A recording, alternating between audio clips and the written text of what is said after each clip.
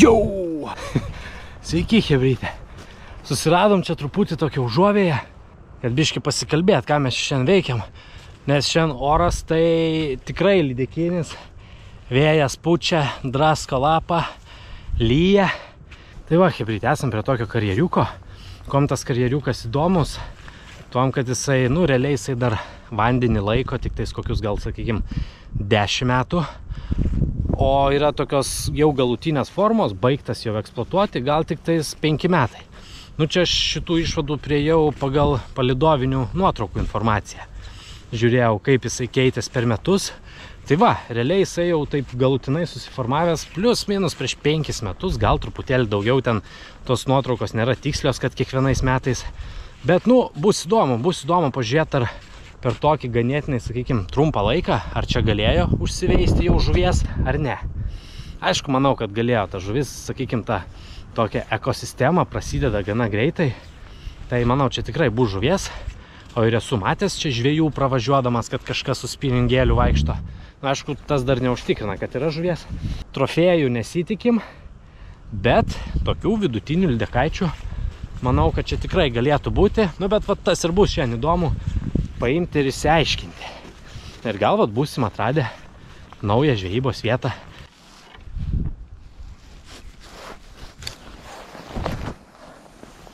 Ai. Gerai šiandien keturgalvis padirbs. Tokius kalnus laipiojant. Ai. Wow.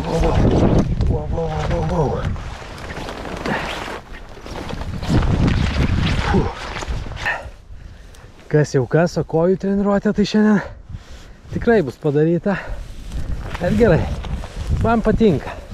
Jeigu žvejyba yra labai lengva, tada nieko gero. Turi jaustis, kad užsidirbai kiekvieną tą žuvį.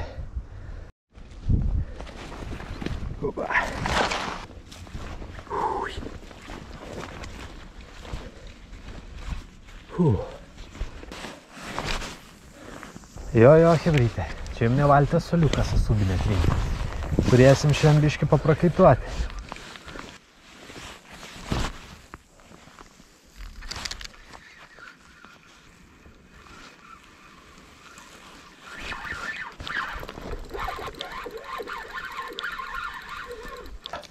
Ar mes turim žuvį, chebrytė? Eik tu na... Atsiprašau už keiksmažodžius. Nuėjo. Eik tu savo. Galiu pasakyti, dėl ko nuėjo. Nuėjo, nes užkybo raunant, traukiant per žolės ir net nesupratau, ar smūgis, ar nesmūgis, ir normaliai nepakirtau. Ką darysi? Būna, nusisuka fortūna. Hebra, lipam aukštyn. Pirmą kibimą turėjom. Tai, žinau, gal mane visai čia ir pozityviai nutikė, nes realiai tai pirmos 5 minutės žvejybos. Ir iškart jau lydekiuko kibimas. O, kokie labirintai visur. Nendrių labirintai. Šiek biškį kokią papę, sakykim, gal primena. Aišku, žuvies čia, manau, ne iš tolo tiek nėra. Bet yra. Va, įsitikinom, blema, kaip gaila, kad nepačiupinėjom tas lydekaitės.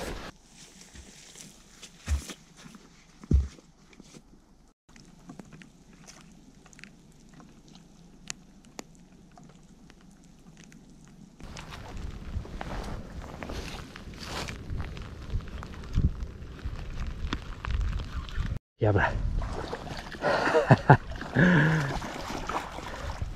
Yes. Taip ir galvojau, kad jinai čia bus.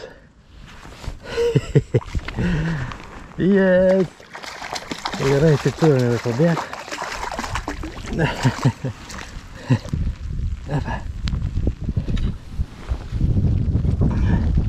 Opapa! Yes. Normalesnis lydekiukas. Atsargiai.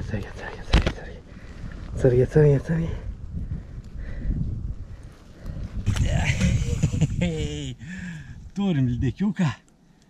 Turim lydekiuką pirmą. Nu toks. Neypatingai didelis, bet visai nieko. Šviesus, gražių spalvų. Pasakiško grožio lydekiukas. Nu čia jeigu ką, kraujas ne jos, o mano. Per skubėjimą norėjau kuo greičiau kablį ištraukti ir pričiupo jinai mane biškį.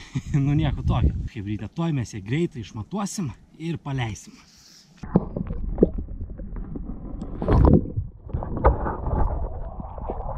Jebra, turim. Nu, po tos pirmos pabėgusios biškio buvo pradėjęs imti nervas, nes kokią gal valandą, pusantros tuščio mėtymo, bet vis tiek pričiupom, visai tokia pusė, lydekiuką. Atėjom čia į tą vietą ir čia toks matos prikrytę žolių yra.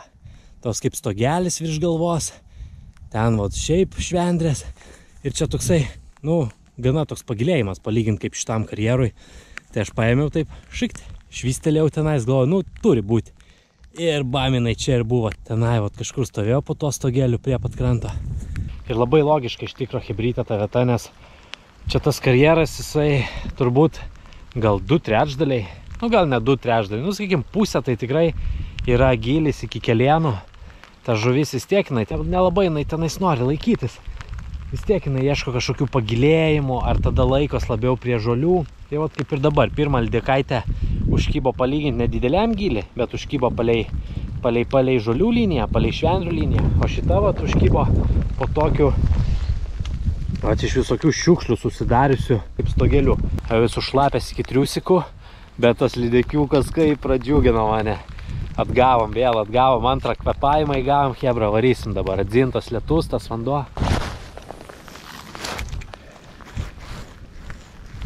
Duoda lietaus, čia jau be perstojo kokias 2 valandas. Taip šiandien tokio baisaus lietaus nepranešinėjo. Pranešinėjo, kad palys valandikę, nestipriai. O čia jau skalbė mane geras 2 valandas. Na, aišku, labai nesiparnu, nes žuvis tai, sakykim, pakankamai aktyvios, aš manau. Per porą valandykių 2 kibimai, tai visai gerai. Kaip tokiam, sakykim, vandens telkiny. Tikrai čia nėra daug tų lydekų. Nemanau. Labai gražus karjeras. Pušinėliais apaugęs. Tos žolytės, tos švendrės visur, tie labirintai tokie tikrai žavesio prideda. Bet sunku čia žvejoti, nes labai daug žolių, labai daug tokių sėklių, kur kad kažkas būtų, nu, aš abejoju. Čia keliai priminti kokie.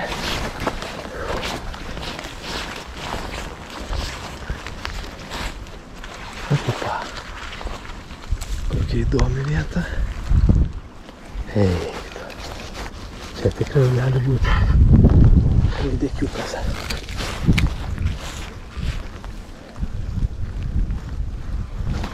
Opa. Čiupo vėl lydekiukas, bet nedidelis. Tenais. Mačiau, lem, atsakau, čia vanduo kaip ašara. Matos viskas.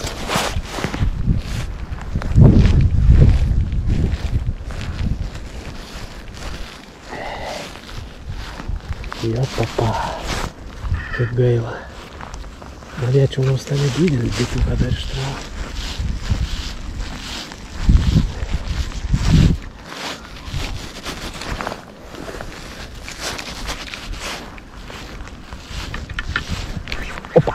Eik tu savo. Blemba, tikiuos, kad per kamerą matęs. Vėl čiupo. Biškiai šį kartą jau pataikė guminuką. Ajajaj. Bet nepakirtau. Ir nulėkė tenais kažkur. Eik, sakiau Hebrytė, kad čia įdomi vieta. Čia matos tos gylis didesnis.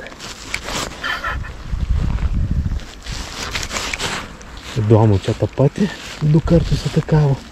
O čia tiesiog 2. Opa! Vėl! 3 kartas! Ateik čia!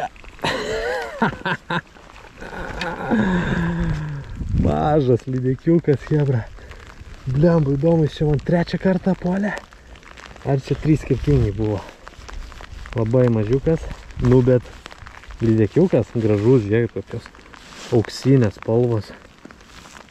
Auksinis lydekiukas. Tai davai tada, jeigu jau pagavom auksinį ldekiuką, chebra sugalvojam norą.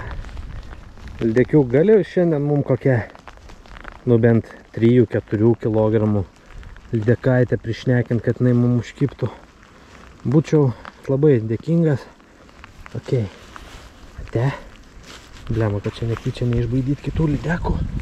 Tai mes tave kažkaip pabandysim labai gražiai lėtai paleisti. Papa. Hehe. Nuvarė auksinis lydekiukas. Davai. Ok, hebrytė, nu čia įdomu visai. Tik man labai įdomu. Aš manau, kad čia ta pati lydekaitė 3 kartus čiupo. Nes labai tokios panašaus vienodo dydžio. Ne, hebra. Ten dar vienas lydekiukas yra. Vėl jisai čiupo iš patų žolių. Čia tokiam žolinėlį slepias visą gaują lydekaičių. Žiūrim, gal dar čiups. Opa! Eik tu savo! Pričiupo. Ir matau, tenais plaukia. Fucking hell, kaip čia įdomu. Nu da, gal dar.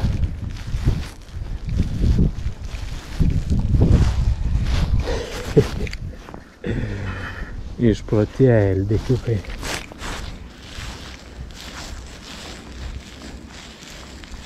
Nu, bet šį kartą jis jau gavo kablį, man atrodo.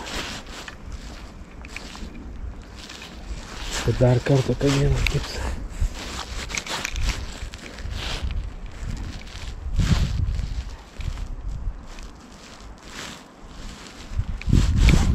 Ok, duodam biškį čia pailsėti. Švystelim tenais.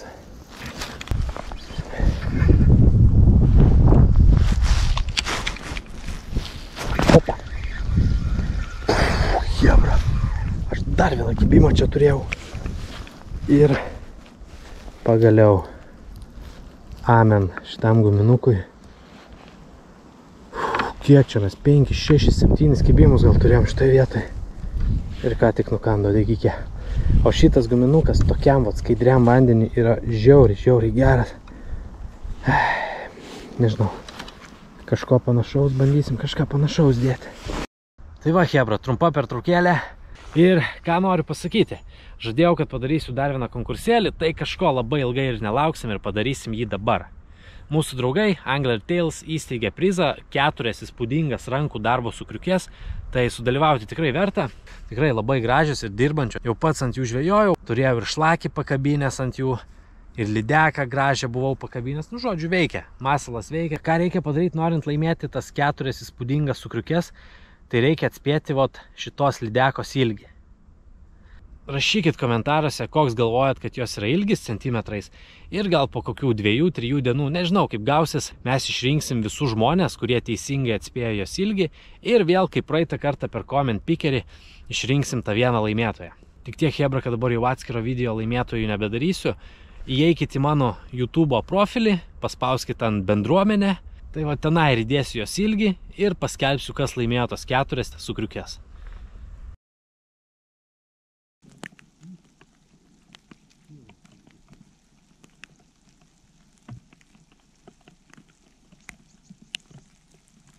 Va, hebrytė, matot, kaip kartais, kaip spalva, kontrastas, tas vandenį, kaip jūsų guminukas atrodo, kiek kartais turi daug įtakos. O su to guminuku, kas metimą realiai va šitoj aky, po smūgį.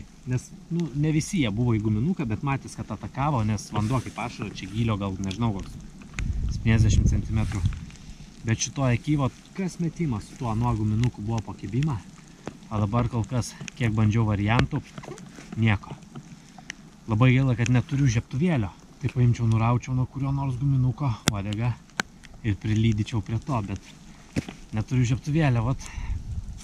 Nu, nežinau, hebra. Ne pasaulio pabaiga. Kažką vis tiek čia mąstysim. Blemba, reikia dar būtinai pagauti nors vieną lydeką. Aš į vieną te turėjau, vat. Ką darysi? Nu, būna kartais, kad tas paskutinis lieka, super masalas, tu jį prarandi ir batai.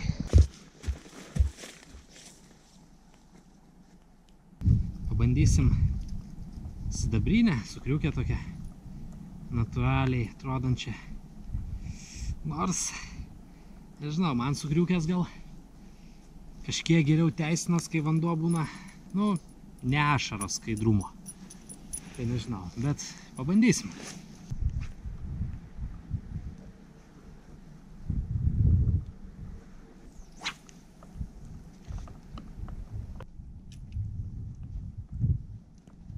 Kiek čia daug briedžio, pėdų turbūt pilna čia pirmindžiota.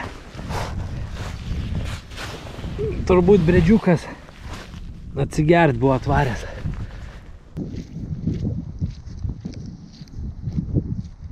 Ką, chebrytė, šiandien įsitikinam, kad kartais reikia atrasti tą receptą, kad pagaut žuvį. Kai netekom savo pagrindinio šiandienos masaliuko, daugiau nebeturėjom nei vieno kibimo. Nors, sakykim, šiandien oras toksai apsiniaukia, lyja. Gal dauguma žmonių galvotų, kad reikia dėti ryškius masalus. Bet reikia atkreipti dėmesį ne tik į dangaus spalvą, ne tik į apšvietimą, bet reikia atkreipti dėmesį ir į vandens spalvą.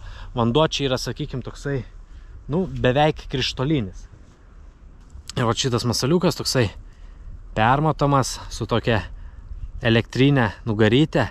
Labai gražų turėjo kontrastą vandenį, labai gražiai atrodė ir lydekos jį noriai čiupo. O su kitais masaliukais nieko. Tai va taip, chebra, kartais reikia ieškoti ir atrasti tą masalą. Niekas niekada žvejyboj nebūna padėt ant lėkštutės. Nu bent jau beveik niekada.